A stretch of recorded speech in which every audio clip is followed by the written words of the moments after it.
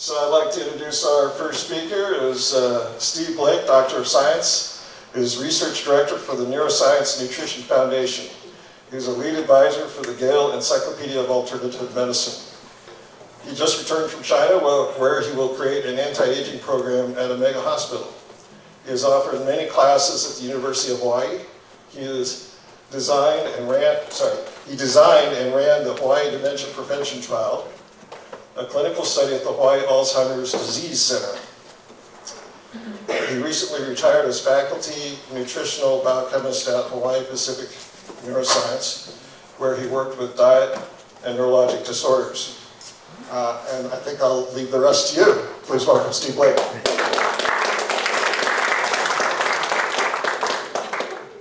Good.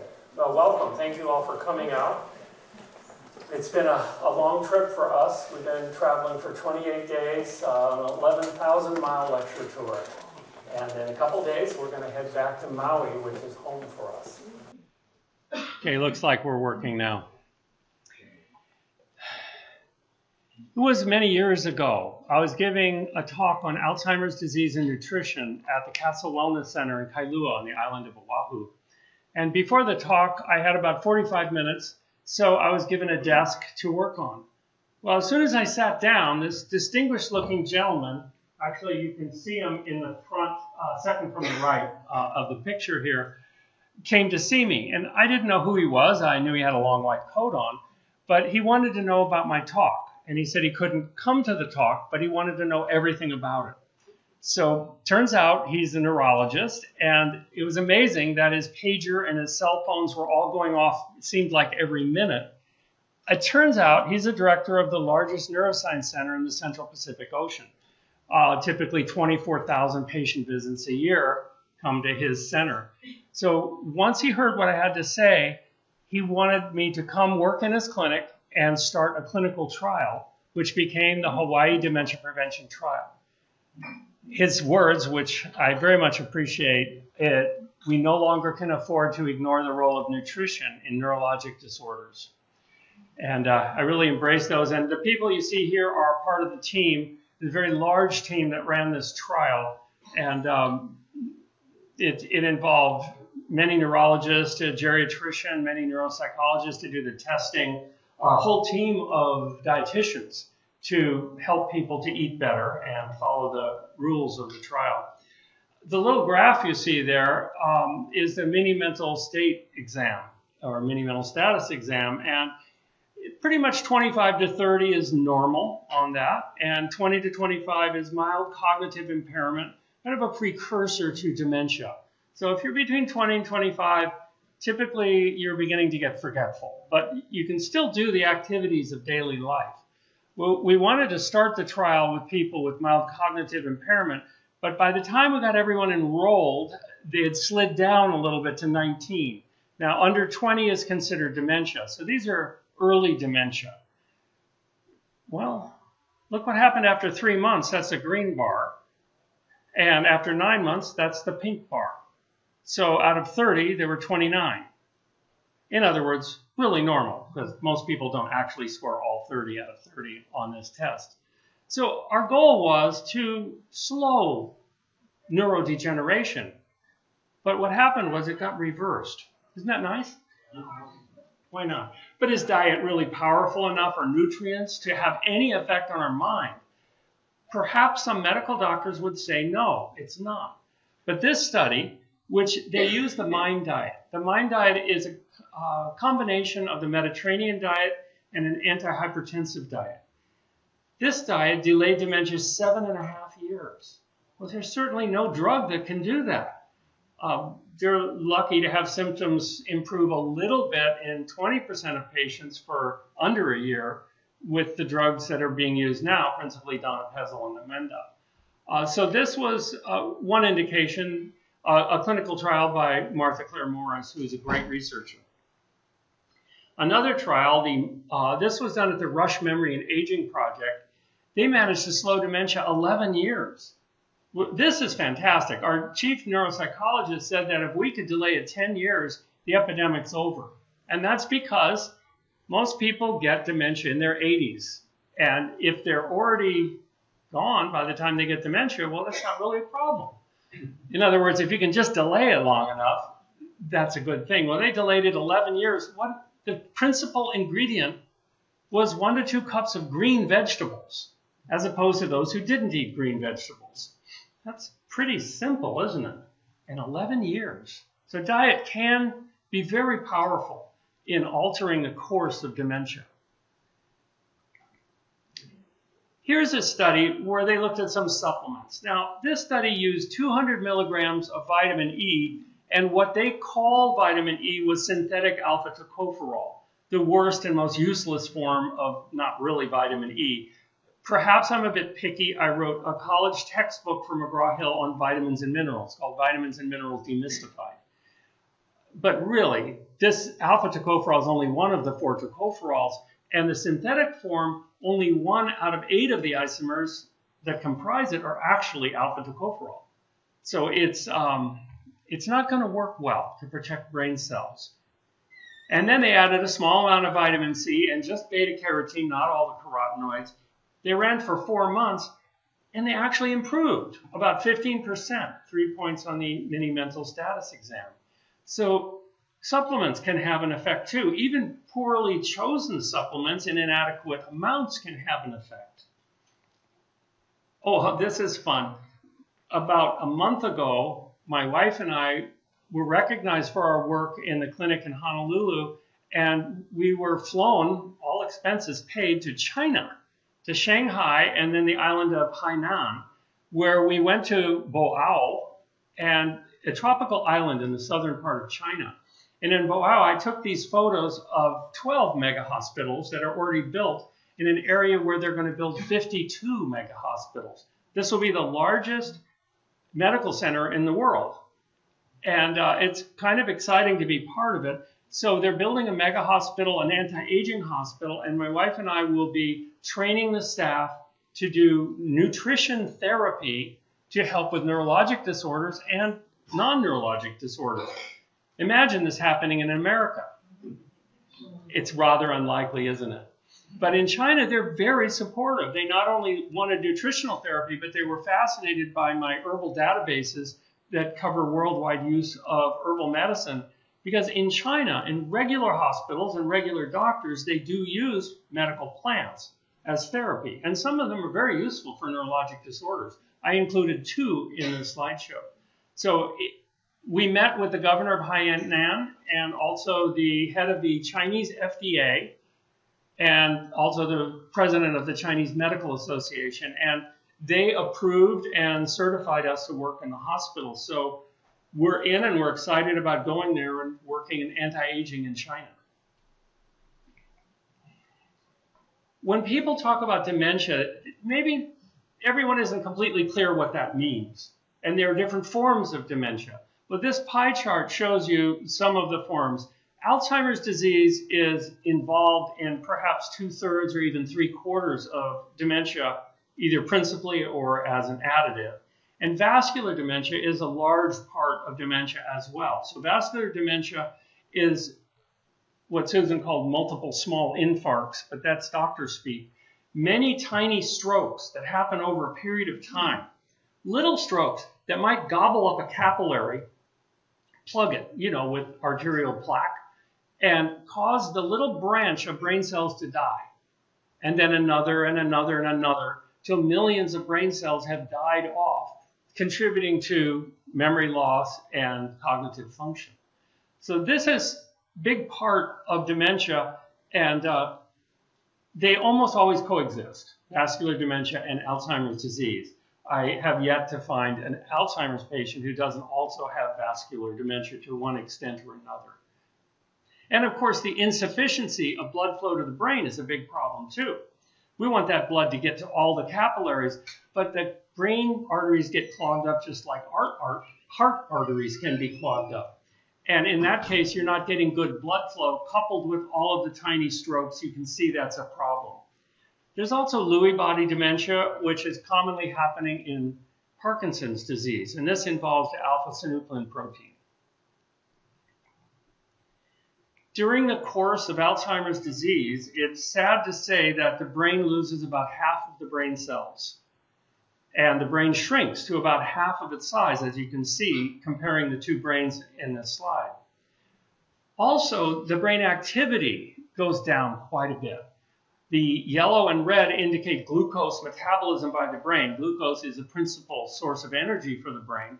And so you can see that there's not much happening in a late-stage Alzheimer's brain.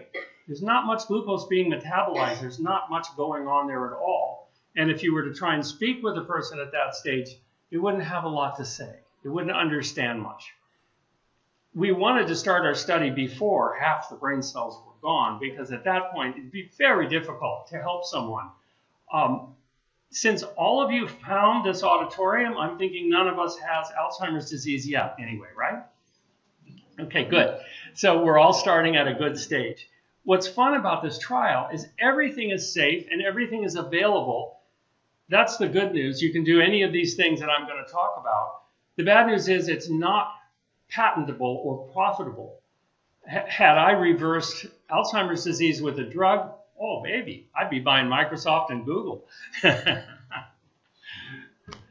This fuzzball you see here occurs between the brain cells, and it's known as amyloid plaque. And it's a collection of little fibrils of protein fragments that get collected there. About 80% of dementia cases have these amyloid plaques build up. And it's unlikely that anyone in this room would have no amyloid plaques build up at all. They start early in life and build up. Sometimes they don't actually lead to Alzheimer's disease. So they're more of a signal that Alzheimer's disease is there than actual cause is debatable. But they do harbor certain protein fragments called advanced glycation endproducts that can increase oxidation and cell death in the brain. And they are toxic to brain cells. And they do interrupt connections. So they're definitely involved in brain degeneration and Alzheimer's disease. The second classic feature of Alzheimer's disease are tau tangles. Hyperphosphorylated tau is the big word. And doesn't the bottom one look like a fried egg? This is a brain cell that is literally fried by oxidation. I appreciate that you're taking slides of the show, but I'd request that you not take at least every slide, both because it's a little distracting and also because I need to describe the slide, or you may not get the full benefit. You may even get some inaccurate ideas just looking at the slide. I do have a few books that describe the whole program so that you can get all of the details if you want to do it that way. This is a chart of the incidence, not of Alzheimer's disease, but of Alzheimer's death. People don't understand that Alzheimer's disease is quite deadly. And often 7 years or less after diagnosis, people die because the brain function can no longer sustain body function.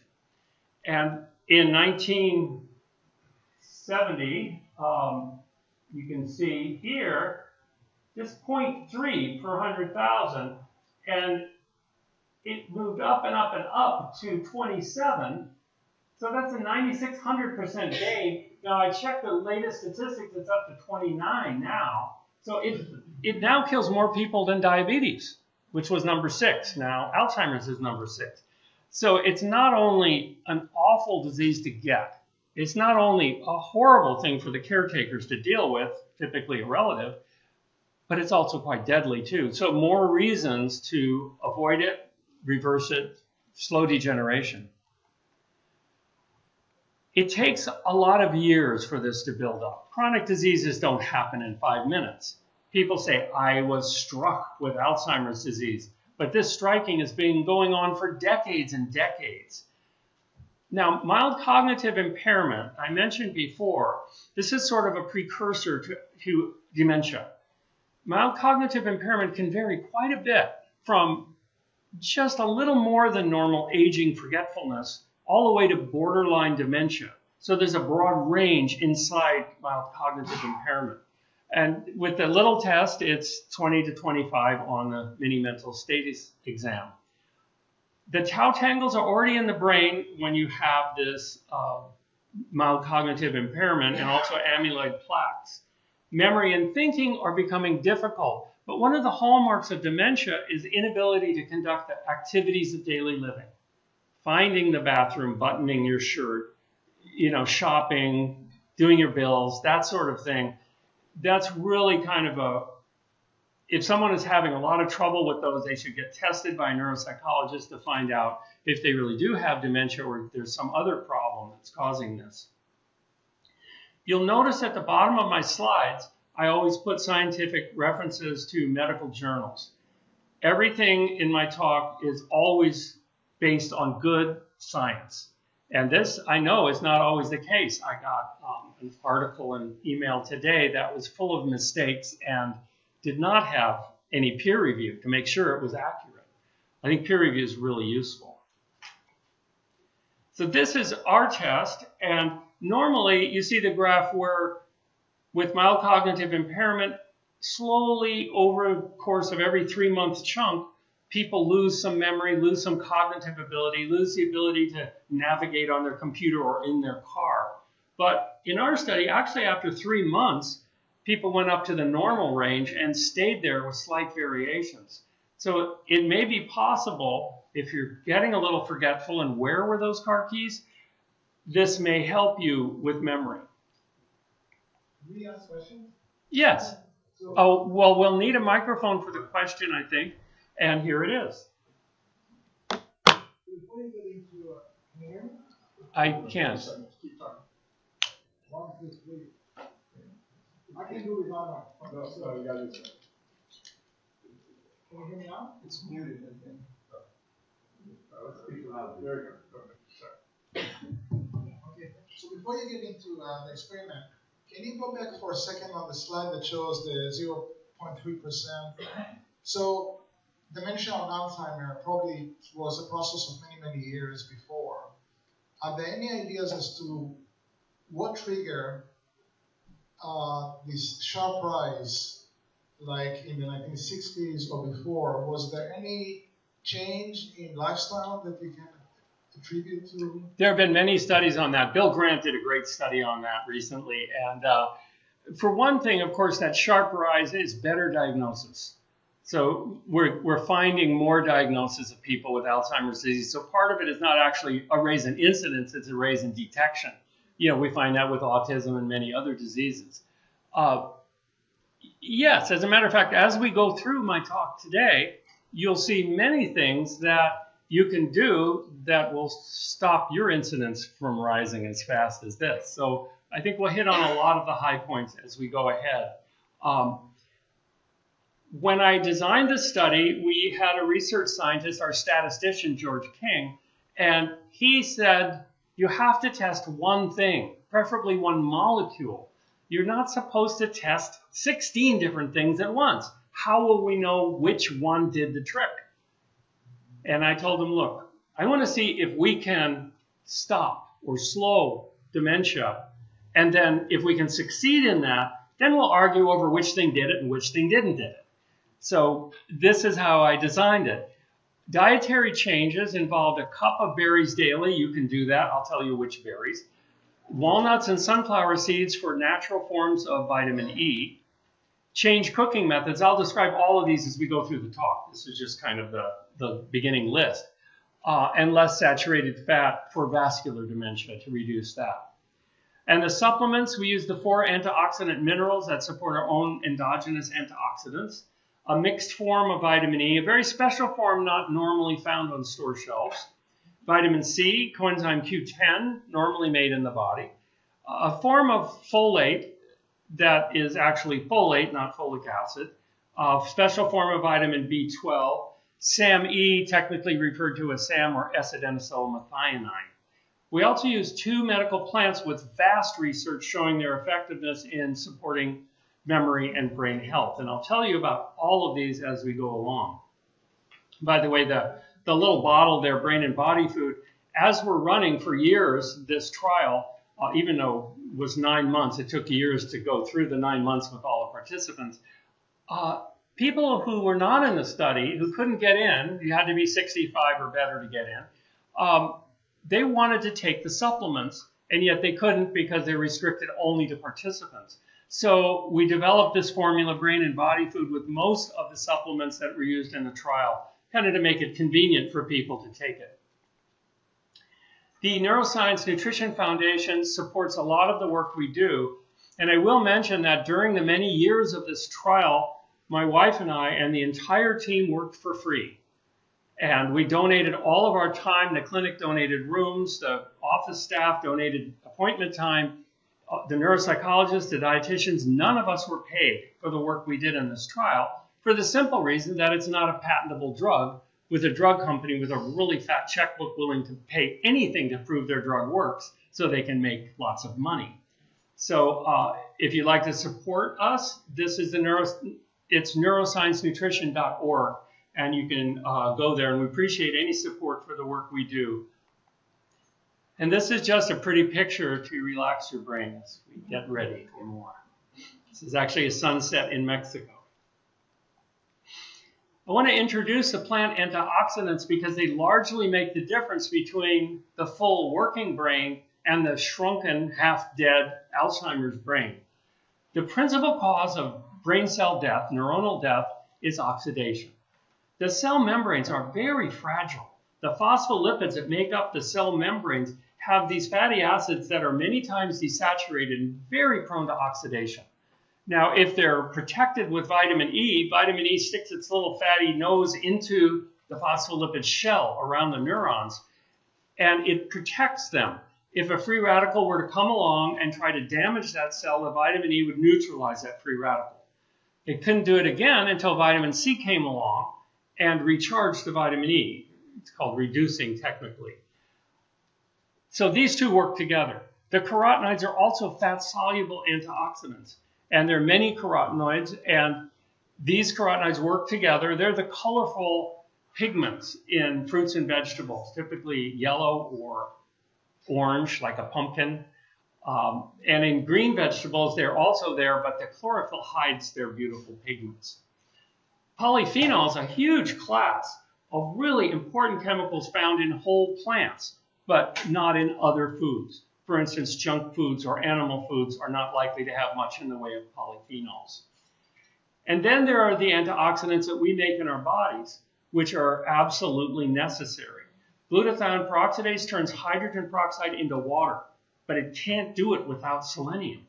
And many people just don't get enough selenium in their diets. I made a dietary analysis software called the Diet Doctor. I have a few copies here. And with this, you can look and see if you're getting selenium every day. But I can tell you that for you to be able to get zinc, copper, manganese, and selenium in the right amounts every single day of your life in your diet, it's a bit unlikely, which is why I put them all in the brain and body food. So I try and eat a really healthy diet, but I want to make sure that my antioxidant enzymes are working. Now, one of these, superoxide dismutase, or SOD for short, this can protect, the manganese form protects the mitochondria in our brain cells. And with Alzheimer's disease and also Parkinson's disease and many other neurodegenerative diseases like ALS, the mitochondria break down and die, and then the cells die. So we need to protect the mitochondrial membrane as well. Without the manganese form of SOD, you can't do it. And by the way, coenzyme Q10 is made in every cell in our bodies to protect that mitochondrial membrane. The energy factories are the mitochondria in the cell. These are crucial. Coenzyme Q10 is the only fat-soluble antioxidant that humans make. And we all make it. It's called ubiquinone because it's made in every cell in our body. However, if people are taking statins, then that reduces the amount of coenzyme Q10 made in the body by about 40%. So how many people are happy to say they do not take statins tonight? Okay, wow, that's a healthy group. Okay, congratulations if you managed to stay off statins. Doesn't count if you're that young.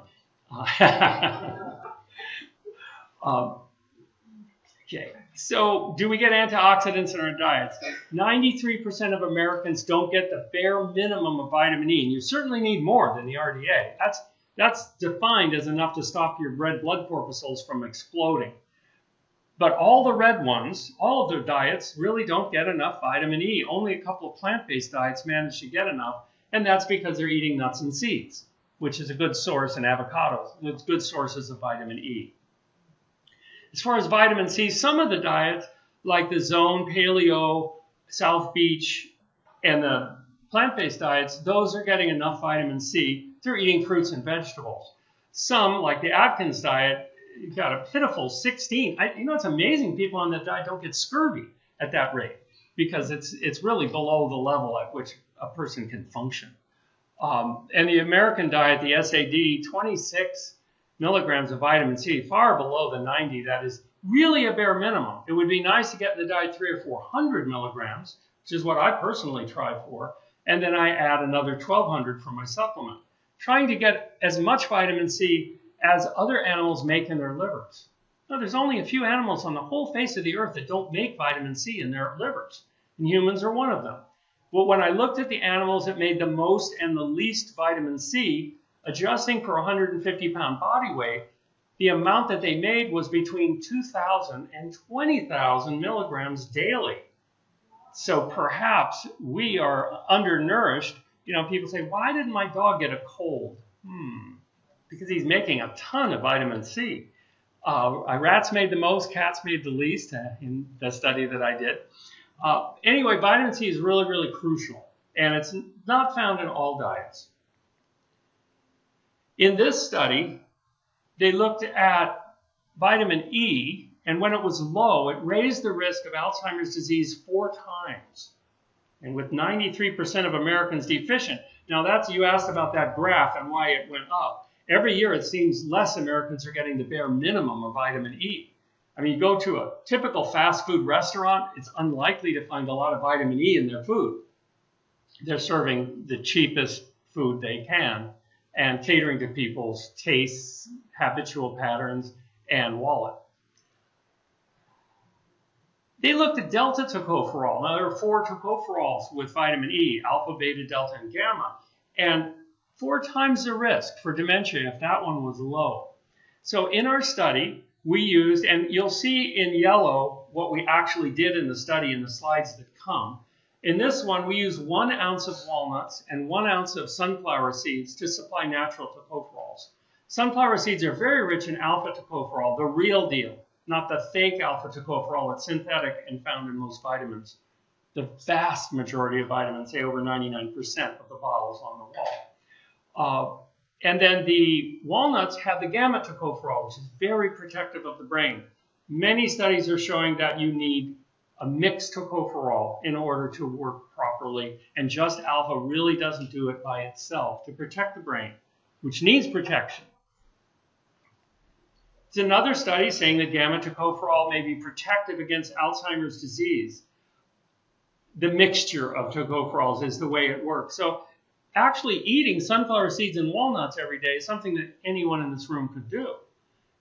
What we did for the elders in our trial, many of them had bowel pockets, diverticulosis.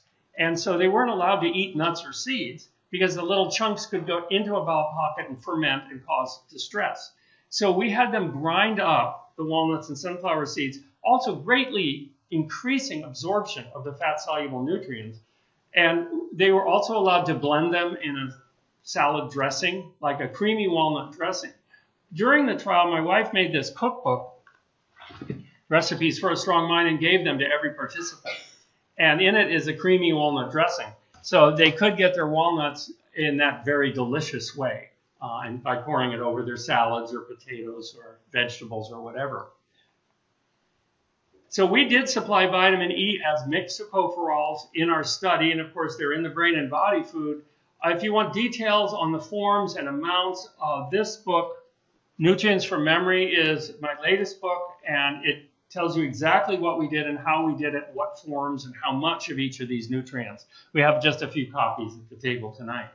Also at drsteveblake.com you can find these. We looked at vitamin C levels. The dementia group, 3 times more likely to have low plasma, that's blood vitamin C levels, in people without dementia. It was also interesting that people with higher vitamin C had better scores on the memory and thinking tests. So it seems that vitamin C is really essential for good thinking. So based on all of these studies, we supplied 800 milligrams of vitamin C daily to the participants in the group. Actually put 1,200 in the brain and body food because it's so crucial to get enough of that particular antioxidant. Another study looked at some studies that of the 27 vitamin E supplement users, none had Alzheimer's disease compared with 3.9 predicted in 4 years. And the vitamin C group also had vastly less dementia. So people taking these either in food or in supplements had a lower rate of dementia. Well, in my trial, I decided both. Why not be safe? So they got the nuts and seeds, and they got the vitamin E from capsules as well. So I think that's the safe way. How much do you want to protect your brain? I like to do everything to protect mine. I've got dozens of books that I've written, and I have dozens more I want to write. So I've got to keep that brain sharp. Oh, this is my wife, Catherine, standing in front of a Jennifer. We have a sailboat, and we occasionally get away and relax a little bit. And it's good for the soul. Now, there's a study, it was actually the Nurses' Health Study, reported in the Annals of Neurology, and they looked at people who ate more berries. I believe this was part of the Nurses' Health Study, yes. 16,000 participants went on for about 21 years. They found that the nurses who ate a cup of berries a day delayed dementia 2 years on average, and up to 2.5 years. That's better than any drug, and berries are really delicious. One of the ways this works is that berries have anthocyanins. This is one of the polyphenols. Anthocyanins are the pigment that can look either blue or purple or black, depending on the pH in the berry or red grape.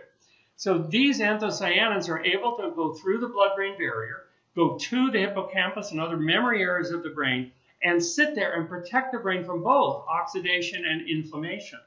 And inflammation is a problem with Alzheimer's disease because if you get more chronic inflammation in the brain, then your microglia, the police force of the brain, are likely to start attacking and killing off brain cells unnecessarily. There are many other ways to reduce inflammation in the body. It would be a good idea to reduce, for instance, endotoxins, lipopolysaccharides. Certain foods contribute those and contribute to brain inflammation. So we supplied 1 cup of blueberries, strawberries, or red grapes every day. And it's a little hard to eat a whole cup of blueberries. That's a lot of blueberries, and they can be a little bit tart. Strawberries are easier if they're fully ripe. But red grapes, no one had a problem eating red grapes. Okay? Even some of the patients who are a little slow to respond. So the dietitians just had them take the grapes off the stems, put them in a cup, and put them next to the participant's armchair, and after about half an hour, they'd all disappeared. It's the disappearing grape trick. Greater intake of high antioxidant foods, whether even grape juice worked, and it wasn't funded by Welch's, berries and walnuts, they really help enhance cognitive and motor functioning in aging. And now notice that this is enhancing it. It's not just keeping it the same or slowing degeneration, and that's what we found too. So we also supplied the built-in antioxidants. For superoxide dismutase, there are several forms. Copper, zinc, and manganese are crucial. So we supplied these to the participants. And for glutathione peroxidase, another antioxidant enzyme system in our body, we supplied selenium. Now you can eat half a Brazil nut a day and get enough selenium. You can eat some brown sesame seeds and get enough selenium. That's one way to do it. Another way is to take a supplement. And a third way, which I really prefer, but few people do, would be to analyze your diet on a regular basis, check these minerals and make sure you're getting them and adjust your food so you can get them. But unfortunately, few people want to analyze their diet on a regular basis. We can do it. Yes, my wife and I can also analyze your diet for you if you prefer us to do the work. And I just love analyzing diets. Food is so incredibly powerful, as you've seen. It can delay dementia 11 years or even reverse it. And yet people just eat random things and don't know what's in there. Nutrients are mostly invisible. Can anyone name a couple of nutrients that are visible? Carotenoids, certainly. Anything else you can see in the food? Oh, chlorophyll maybe. Anyway, most of them are invisible. You can't really see how much calcium is in a food or zinc. It's hard to see. So it's nice to analyze the diet that way. When we make energy, our mitochondria create free radicals. When we make more energy, say a marathon runner makes more energy, so creating more oxidation and needs more antioxidants. In Parkinson's disease, there's a lot of muscle contraction with tremors and tightened muscles, so they need more antioxidants. Well, the brain produces 25% of the energy in the body, typically, even though it's a small size, so the brain needs a lot of antioxidants, and a lot of the things in this study provided antioxidant protection to the brain. Another antioxidant, coenzyme Q10, during the long course, this dormant period of gradual oxidative damage where the brain cells are being killed off, but we don't notice any symptoms yet, before the sudden appearance of Alzheimer's disease, it seems, wow, all of a sudden you get this diagnosis that's devastating. But for decades before that, the brain cells are dying off, getting amyloid beta deposition and tau tangles, and you get this whole metabolic dysfunction with the mitochondria dying off and not working well. This all leads up to Alzheimer's disease. Well, coenzyme Q10 is made in every cell in our body. It's completely safe. And naturally, all of the substances used in this study had to go through the ethics board, the internal review board of the University of Hawaii, to be approved for use in elders. And no problem with coenzyme Q10. There are tons of studies on it. People do not drop out because of side effects. It has no ill effects on the body. And it's over the counter as far as that goes. Supplementary coenzyme Q10 reduced the production of amyloid plaques. So that's just what we want. That's reducing the production of Alzheimer's disease. Also, of course, reduce oxidation in the brain. And one of the ways it works, and this is true also of many polyphenols, it stimulated the mitochondrial superoxide dismutase. So it's not just that this is an antioxidant in its own right, but it's stimulating our own antioxidant to work better. Another thing about coenzyme Q10 is it's part of the electron transport chain, the energy making chain inside our mitochondria.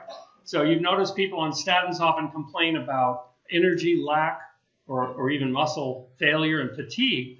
Well, this is partly due to the reduction of coenzyme Q10 to produce energy in the body. You can't aerobically produce energy in the body without coenzyme Q10. Yes? What the body makes? Oh, well, wait for the microphone, please. What the body makes coenzyme Q10. How do you know what's the appropriate dosage? Okay, that's a nice question.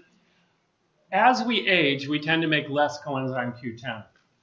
And there have been so many studies on coenzyme Q10 that they have found in various tissue studies, animal studies, and human studies that there's a point where more is not really necessary. Now, in our study, even though I don't say it on the slide, and you please find out more details in the book on the screen, we use 200 milligrams of coenzyme Q10 daily. You know, I know that that's the case in our trial because I wrote the trial, but I'd like you to get more information on that. There are different forms of coenzyme Q10. There's ubiquinone and ubiquinol. And it makes a difference which form you're using, how much you use. Which form is better? Which one is better? Ubiquinone ends in none, and that's how much I like to take. So I like ubiquinol. One way to remember it. Little memory aid there. After all, this is about memory, isn't it? And you know, those of us who are getting a little older, I'm going to be 70 in a year or two, we need a little help remembering things, right? So that's fair. I mean, with mild cognitive impairment, you can write a list and go to the store and buy what you need. But in dementia, you forget the list, you forget to write the list, or when you get to the store, you don't look at it. So it's fair to use that. The normal aging, people do get a little memory loss. It's rare to find someone in their 90s who isn't a little bit forgetful, especially with short-term memory. But that doesn't mean you have a serious problem. We're trying to avoid the serious problems. Oh, here's a peaceful picture of a pool that's about a 5-minute walk from our organic farm on Maui. We call it Flat Rock Pool because of all the nice flat rocks around it. I want to talk about advanced glycation end products. Who's already heard of advanced glycation end products? Oh, it's a smart crowd. Is that why it's called Smart Life Forum? Okay, that must be it. It's an early part of the development of Alzheimer's disease. They're very important. And actually, this study is this. Okay, this is a different study. It's involved in both neurofibrillary tangles, tau tangles, and also in amyloid plaques. Advanced glycation end products are formed when you cook meat, for instance, whether it's beef or pork or chicken or turkey or fish. If you cook it with barbecue, broiling, or frying to where it browns, it tastes good, right? Well, what you're tasting is actually these advanced glycation end products, which chefs learn to intentionally put in the food. When you eat the foods, some of these protein fragments are absorbed through the intestinal lining, mostly the shorter ones. Studies are showing about 50% absorption into the bloodstream. Then they travel through the bloodstream, and unfortunately, our brain has a receptor for these AGEs called RAGE. Very appropriate name for the receptor for advanced glycation end products, or AGE, because when they enter the brain, they trigger a cascade of inflammation. This inflammation encourages the microglia cells to kill off brain cells, and we're losing a lot of brain cells just by entry into the brain. But these AGEs aren't done yet. They go and lodge in the amyloid plaques and shower the brain with radiation like free radical damage, 50 times as much as a normal protein, killing off brain cells for the rest of your life. They are forever. There are a few techniques that have been tried to get rid of advanced glycation end products, but the nature of this protein fragment is that it doesn't go away, very much like the amyloid plaque itself, which doesn't tend to go away either. Might be better not to eat so many. When they checked the brains of postmortem Alzheimer's patients, they were 3 times as high in these advanced glycation end products. They were found both in amyloid plaques and in tau tangles. And by the way, there's another food with advanced glycation end products. They are formed when sugars and proteins lock together over time, and it doesn't necessarily require heat. So the hard cheeses all have advanced glycation end products. Not true of milk, which doesn't have them, or yogurt, or the soft cheeses, but the hard cheeses, when they're aged, they produce these advanced glycation end products and contribute to the burden, the body burden of these. By the way, if you're not worried about your brain and you only care about your face, wrinkles, big side effect of advanced glycation end products. Did we have a question? Can you come down and use the microphone, please? I was going to ask you about have you studied autophagy to combat autophagy? Oh, yes, I know autophagy. Yes, exactly. Some people pronounce it. Yes, fine, fine. Autophagy. Yeah, but this is not going to be relevant to advanced glycation end products. They are not destroyed by the body. Okay. They just aren't. It's very, very hard to get rid of them. By the way, this particular study I found in the Kuwait Medical Journal. And the best study I've ever seen, a complete review of advanced glycation end products. The Dr. Stig Bengmark actually works at the College of Medicine in London. And why he published in Kuwait, I don't know, but it's a fantastic review if you want a good review of this. And you don't mind an oddball journal. 2 to 3 times as high in the brains of Alzheimer's patients, yet another study, and the probable causes of tau tangles. So tau tangles, like you saw the fried egg picture, it destroys the connections between brain cells. So connections are what the brains are all about. There are literally billions of connections in our brain, but less if you have too much. So in our study, and this was one of the toughest jobs for our dietitians, they had the participants not barbecue, broil, or hard fry meat or chicken or fish, and also no hard cheeses. And there were a lot of work and a lot of non-compliance involved in this, but we at least tried to keep more amyloid plaques from getting more advanced glycation end products during the trial. You can do this too. You can just use different cooking methods. Whenever water is used as part of a cooking method, it interrupts this formation of AGEs, and so they don't form at all. Here you get another peaceful picture. This is from the Sea of Cortez when we were peacefully anchored in the middle of nowhere. Now, advanced glycation, amyloid plaques, that's that fuzzball at the top of the screen. How do they form? What happens? Some people are more prone to them than others. They have this ApoE protein that is indicating higher risk. Well, in that case, they're generating more of these two enzymes, beta secretase and gamma secretase. These two enzymes are able to snip off the amyloid precursor protein. You see that protein, transmembrane protein sticking out there. They snip it off one after the other and produce peptides that are about 40 to 42 amino acids in length. These peptides turn into fibrils and turn into amyloid plaque. So one of the goals would be to stop the formation of these enzymes. If you make less of these enzymes, you make less amyloid plaque. Even if you're genetically programmed to make more of them, you still can. So this substance SAMe, S-adenosylmethionine, it suppresses plaque formation by suppressing the beta and gamma secretase, and it does it epigenetically by methylating and quenching the genes that would otherwise make these enzymes. So part of our study I designed to suppress the formation of amyloid plaques. And what's fun is anyone in this room can do that. It's not that hard. Look, there's a secret right there. Vitamin B12 and folate, 2 B vitamins, convert homocysteine into SAMe. Homocysteine is an undesirable blood chemical. You may have seen it on your routine blood tests.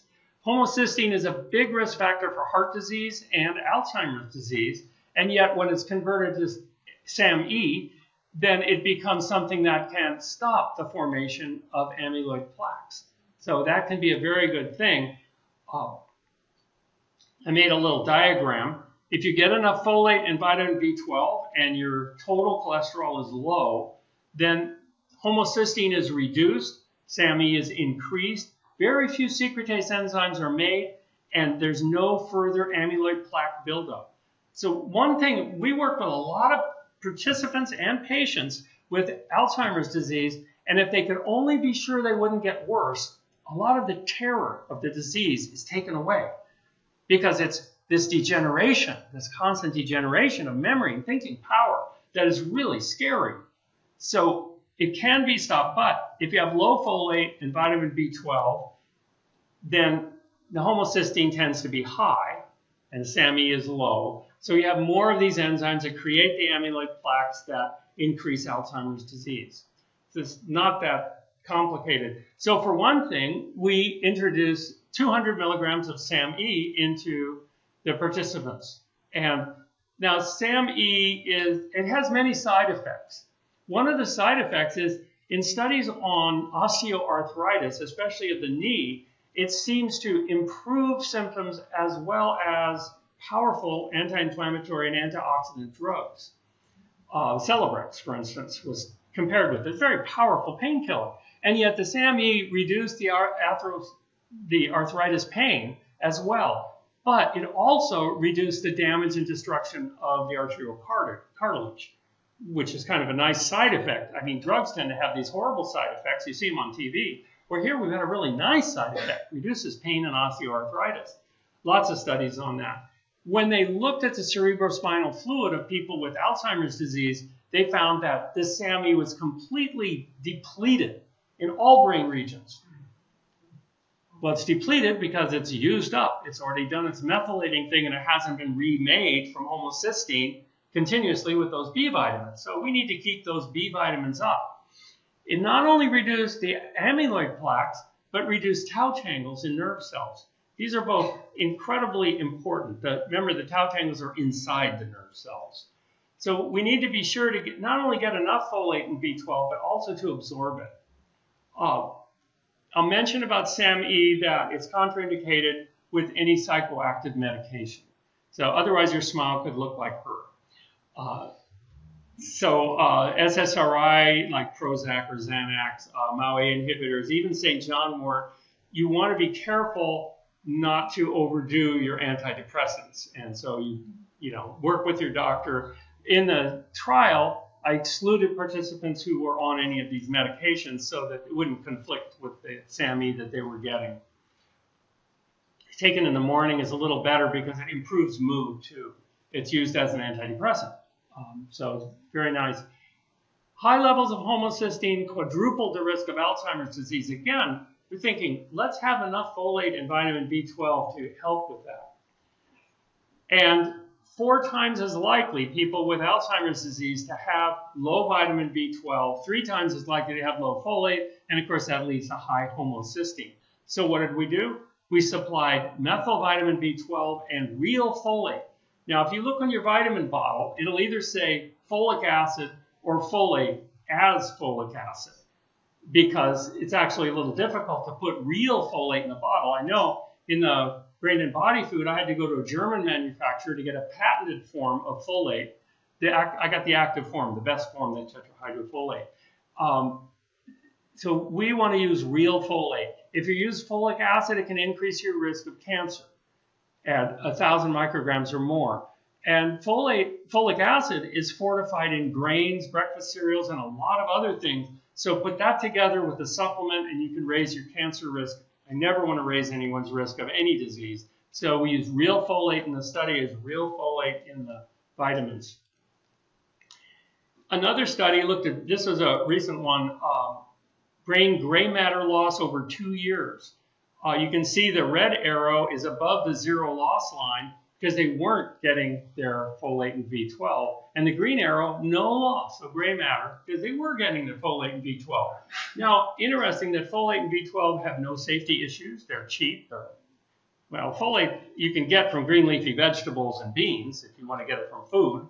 But it's hard to find real folate in a supplement. Green leafy vegetables and beans. By the way, the American diet, I've got compared the RDA with the amount in an American diet. You're seeing they're getting about 1/3 as much folate as they need. Now, this gentleman asked about what's changing in our diet. Less greens, less beans over time. Since 1971 till now, these foods that have these vital nutrients are being eaten less and less over time.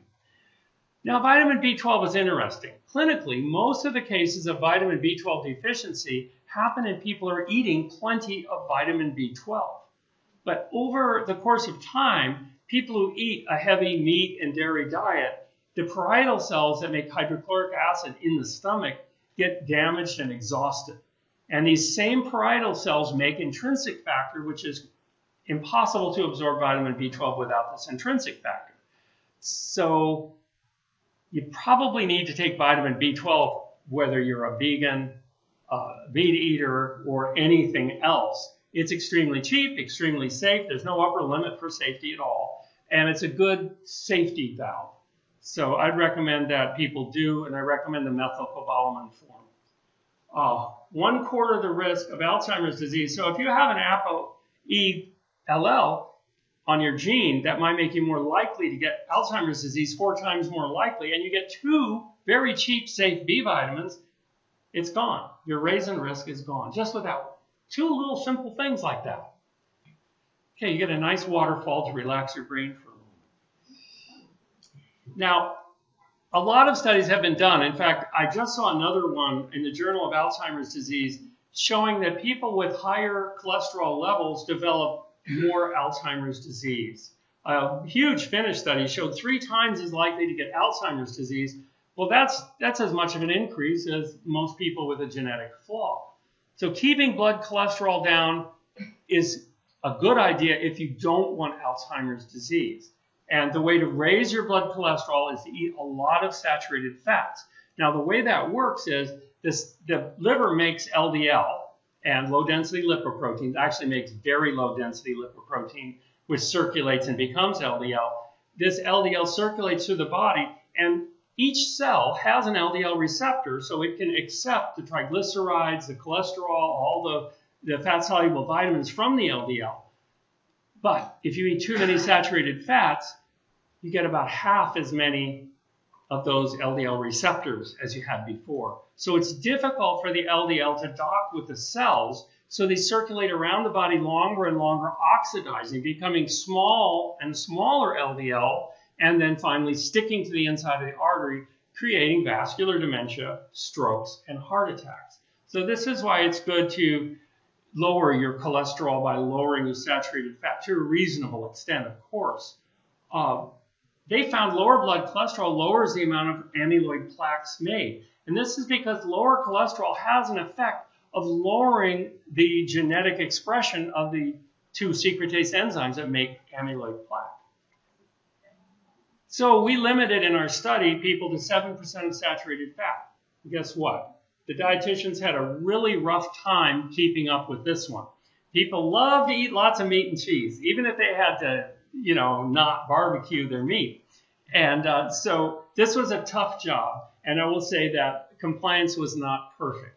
But at least we attempted it. And I think with my wife's cookbook, I think we managed to get those cholesterol levels down some. And speaking of which, there's my wife on the deck. Yes? And what is if your good cholesterol is high? Is it also because it's high cholesterol in general? Would you please use the microphone? What if your good cholesterol is high? Is it the same effect? Because it's high then? By calling it good cholesterol, there is a cholesterol transporter called high-density lipoproteins. And people refer to that as good cholesterol, although it's a lipoprotein. Those are the little garbage trucks that take excessive fats from our bloodstream into the liver for disposal through bile. And so naturally, if there's more fats in the blood, there will be more HDL. If there's less fats in the blood, there will be less HDL. So we're looking at total cholesterol or LDL cholesterol as correlating with more amyloid plaque development. I have not seen a connection with HDL. But of course, HDL is part of total. So it's a good question. And I'm sorry, I have not seen that answered, that HDL is specifically connected with Alzheimer's disease, but certainly total and LDL, and especially small LDL, are very connected with it. Okay, now I've just got a couple of plants. You've been very patient. One is ginkgo biloba. Now the gold standard for medical trials is double-blind, randomized, placebo-controlled human clinical trials. 9 of them concluded that not only did ginkgo biloba delay the onset of Alzheimer's disease, but treated it, as in made it better. And there's substantial evidence that this ginkgo biloba protects the memory neurons as an antioxidant and against cell death induced by amyloid plaque, especially coupled with the advanced glycation end products. It's very, very protective, this plant. They did a study comparing ginkgo biloba against donepezil. Donepezil or Aricept is the most common drug given to virtually all Alzheimer's patients. And donepezil, as I mentioned, is not very effective. But ginkgo biloba worked just as well, but without the nausea, vomiting, and horrible anxiety at night that keeps people from sleeping. Instead, the side effects were pretty good. It was a 6 months randomized placebo-controlled double-blind study with 60 elder patients, all of whom had mild to moderate Alzheimer's disease, and it helped them. So this is what I call good scientific evidence, and the very conservative internal review board of the University of Hawaii could not find fault with either the safety or the effectiveness of these trials. They also did a trial where they compared donepezil with and without ginkgo biloba, and with just donepezil, they went down 5%. And with ginkgo biloba and donepezil, they went up 7% over a year. It's very unusual for people with Alzheimer's disease to increase their scores. Usually they go down. So the addition to standard therapy was good. Could you have the mic for her, please? What were the measurements of memory that you used before you started your study to measure memory for that particular method? Okay, she's asking about what form of measurements do we use. There are 3 basic tests. The mini mental status exam is a short test that is inexpensive to administer and fairly quick. It's used very widely in the medical literature. A much more extensive test called the Alzheimer's Disease Assessment Scale Cognitive Branch is one that takes a good neuropsychologist over an hour to administer, and it's much more accurate. Although, frankly, in looking at the test scores, the results of that are so chunky that I get more out of an MMSE score than I do out of the ADAS-Cog. Now, if you're testing people repeatedly, they get used to the test score questions, so they get better at them. So there's a repeatable battery, the R-bands. The repeatable battery is one that we use for sequential tests of people. We would have liked to use those more comprehensive tests in our study. In fact, we did, but we ran out of neuropsychologists with enough time to work for free to get enough data so that all participants had that data. So the only data we had for all participants was the MMSE test, which is quite conclusive anyway. Good question. So the other plant is Gotu-kola. They found that it lowered amyloid plaque in the hippocampus of the brain. Didn't I just say you can't lower amyloid plaque? Well, this did it anyway. It was a mouse study, but they showed that it is an antioxidant, scavenges free radicals, stops the oxidation of fats and lipids in the brain, and protects against DNA damage. Very, very protective, no contraindications at all. Oh, I will mention with ginkgo biloba, I want to go back, it is a bit of a blood thinner. So participants were excluded if they were on any blood thinners, warfarin, Coumadin, Pradaxis, Xarelto, Eliquis, any blood thinners at all. They were excluded from the study. And I'd recommend that you not use ginkgo biloba if you're on any blood thinners. The review board asked me to investigate 81 milligrams of aspirin, and through my literature search, they were convinced that that would not be a problem with excess bleeding or bruising coupled with ginkgo biloba. So in our study, we did not exclude people taking the baby aspirin, as they call it. Lowered amyloid plaque in the brain. That's nice. 2-month study found that Gotu-kola improved the average score in the mini-mental test from 25 to 28, improving memory and cognition 10% in healthy elderly. Side effects, lowered blood pressure, improved sleep, improved appetite. And we use the extract, a standardized extract of both of these plants, because leaves vary in how much they have of different compounds. So we used ones that were exact. Now I'm going to kind of wrap it up for you. Here are some of the things. Now, we just have a few copies of this book, Nutrients for Memory. I encourage any of you who are serious about improving your memory or that of your loved ones, please get a copy, because there's so much more that I can't put into a 1-hour talk. So berries and grape juice, always a good idea. Red grapes also qualify there. Vitamin E, the right form, or from walnuts and sunflower seeds, and along with vitamin C, cut the risk to 1/8, the two together. Coenzyme Q10 and SAM-E, I would consider if a person is already experiencing memory loss, perhaps not if you're not experiencing memory loss, unless, of course, you're taking statins, in which case coenzyme Q10 is usually indicated. The 4 minerals that help us protect our brain cells, can anyone remember those 4 minerals? Zinc, copper, manganese, and selenium. Very good. And usually only my wife can get all 4. Folate and vitamin B12 can cut risk to 1/4. 2 simple B vitamins, nothing to it. And then there's ginkgo biloba, Gotu-kola. Now my little bombshell bullets indicate that advanced glycation end products formed in hard cheese or when barbecuing, frying, or broiling meat, 2 to 3 times higher in Alzheimer's brain, really raise the risk. Animal fat at least doubles the risk, and high blood cholesterol triples the risk. So if you want to reduce your risk of Alzheimer's disease, it's not that hard to do. You can do a lot of this yourself. You don't need a neurologist. In fact, our neurologists loved what we were doing, but they didn't really study it themselves because they're trained in diagnosis and reading brain scans and in treatment with drugs, sometimes with other modalities, but they didn't really study diet much. So when I give this presentation as a grand rounds to doctors and hospitals, they're interested, but they don't seem to implement it in their practice, partially because they only have maybe 6 minutes with each patient, and that's not very much time to discuss diet, but also because they're not trained in it and they don't really understand how diet is so powerful. And I am so glad that we're going to go to China, where this is accepted and wanted therapy, where you can reverse disease with nutrition. It's going to be fun. Thank you so much for your patient attendance. Thank you. Thanks all.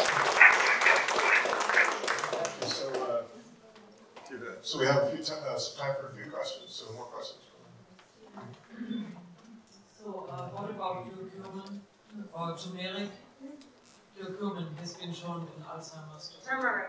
Oh, turmeric. Turmeric. Yes, turmeric is a very nice anti-inflammatory, antioxidant substance with very low absorption from the gut.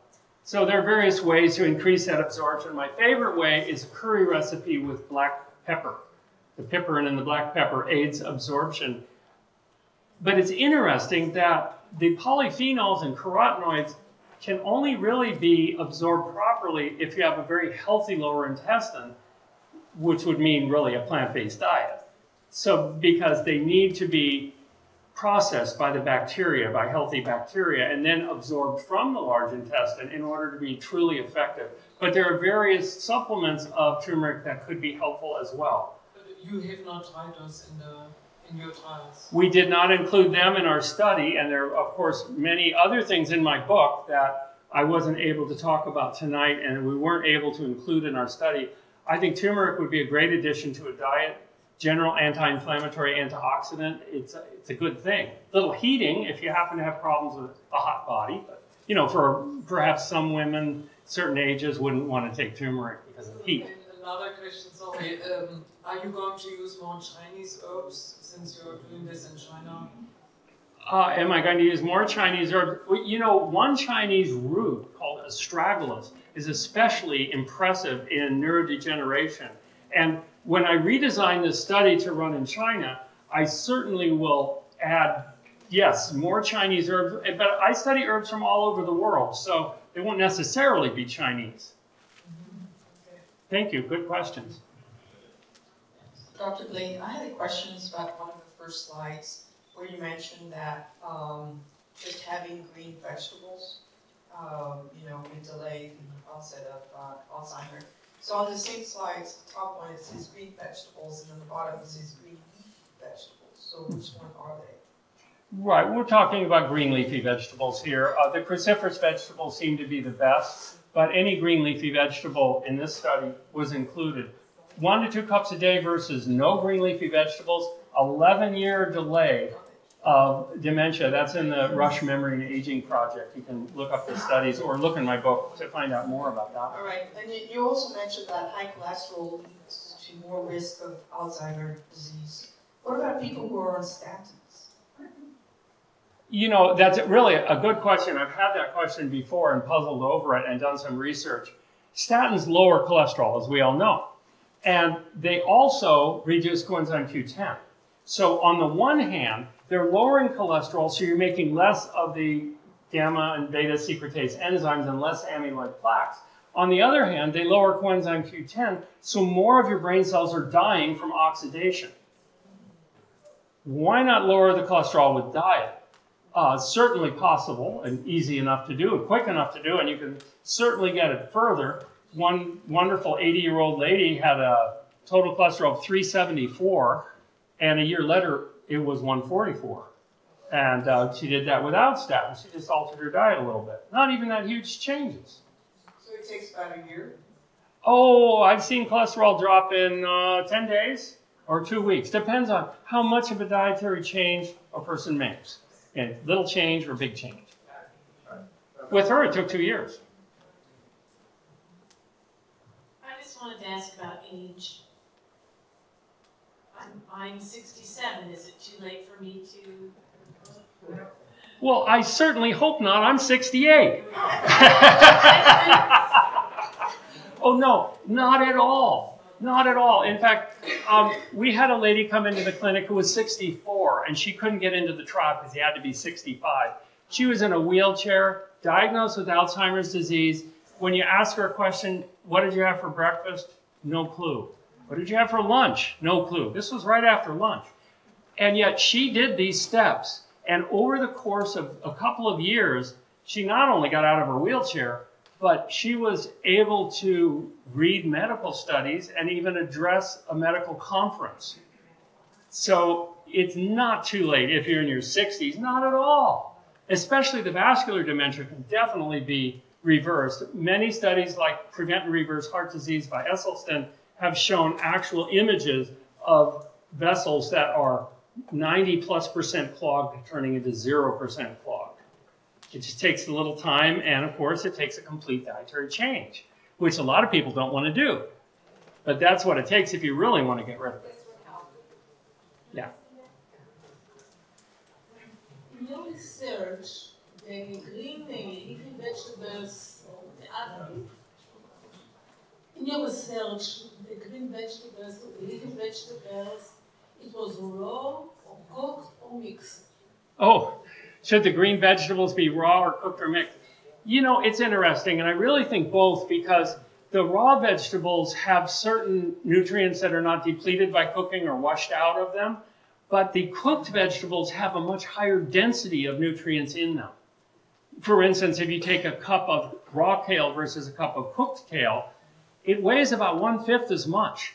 So there's about a 1/5 as much calcium and all the other nutrients in there. But of course, in cooking, you might be depleting some of that. So if you were to boil the kale and drain the water, then the calcium would go way down. So it depends how you cook. And I think some of each might be a good way, raw and cooked. So in your research, which way you did it? In the research, what you mentioned. They did not distinguish. They simply looked at 1 to 2 servings. Now, a serving of raw is different than a serving of cooked. And there are NLEA standardized servings for each one. So a raw serving might be a cup of baby kale and a 1/2 cup of cooked kale. So each one would qualify as a serving in that study because they're just counting green vegetables.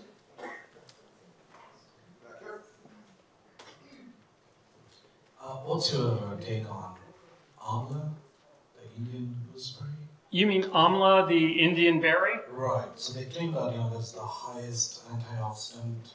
It's certainly one of the highest in vitamin C and one of the highest antioxidants in the world.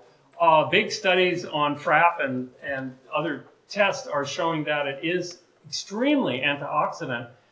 It's just that they're very sour, and that limits people from eating a lot of them. So I would say lots of fruits and vegetables, and if something's that sour, it's hard to eat much of it. So that's the only downside to amla. Otherwise, it's a superfood. Absolutely. Maybe to include it in a smoothie would be a way to get it into your body without puckering up. Amla, A-M-L-A. It's an East Indian berry that's extremely nutritive, very high vitamin C and antioxidant levels. Gooseberries, we had them today. Gooseberries. Gooseberries are slightly different. If you, does the effectiveness reduce if you add it in regular cooking or other spices or whatever? Usually people aren't cooking with amla because it's so sour. It doesn't mix with other things. It's given in Indian medicine, or you could, for instance, use it in a smoothie. It's about the only way you can eat it because it's very, very sour. Vitamin C tends to be sour. And do you recommend using any specific type of oil for cooking, or not use the oil? No, amla berries don't have much oil in them. No, not the amla berries. This is a separate question. Like in terms, when cooking, I mean, do you recommend using no oil at all, or of any type? Well, that's certainly a very good question, and I did write a large textbook called Fats and Oils Demystified, in which I explore each of the different oils around the world and all of the ones certainly available and many that aren't available, and look at the composition, the vitamin E, the antioxidants, and the cooking temperatures. The long and the short of it is that when you take a sunflower seed and you turn it into a bottle of sunflower seed oil, you're removing all the fiber, many of the minerals, many of the vitamins. Also, it gets hot during this process, so you have rancidity forming, which can lead to DNA adducts and cancer. So I recommend, as much as possible, getting our fats and oils from whole intact foods, or ground up nuts and seeds like nut butters, or blended, but not so much from oil. But your question is in cooking. sesame oil seems to be one of the most stable oils for cooking. And I would suggest to use as little as possible to keep things from sticking. And my wife has a couple of cookbooks that discuss how to cook without oil at all. And that would be a preferred method. But for people who really need to keep things from sticking and don't want to use Teflon, then they might need to use a little bit of sesame oil, which has a heat-activated antioxidant called sesamin. And interestingly enough, this same sesamin is able to epigenetically encourage certain genes that assist in Parkinson's disease. So, just of interest there. Okay, one more.